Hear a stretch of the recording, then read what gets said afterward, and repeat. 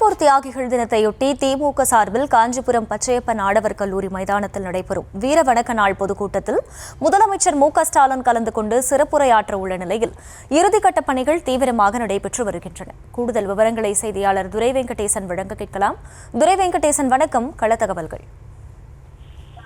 வணக்கம். இன்றைய தினம் மொழிப்போர் தியாகிகள் தினத்தையொட்டி திமுக சார்பிலே தமிழகம் முழுவதுமே இந்த மொழிப்போர் தியாகிகள் வீரவணக்க நாள் பொதுக்கூட்டமானது தமிழகம் முழுவதுமே நடைபெறவிருக்கிறது.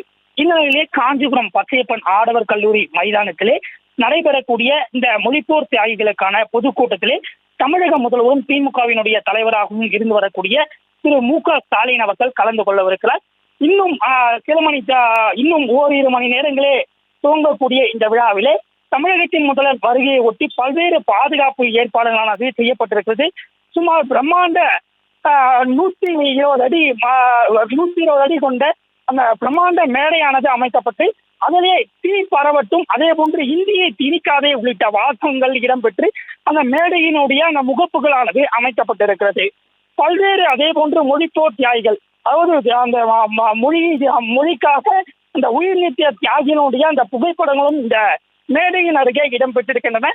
மேலும் அந்த முதல்வரினுடைய வருகையை ஒட்டி 10 மாவட்டங்களை சார்ந்த 1800க்கும் மேற்பட்ட போலீசார் பாதுகாப்பு பணியிலே ஈடுபட வருகிறார்கள். விவரங்களுக்கு நன்றி துரை வெங்கடேசன்.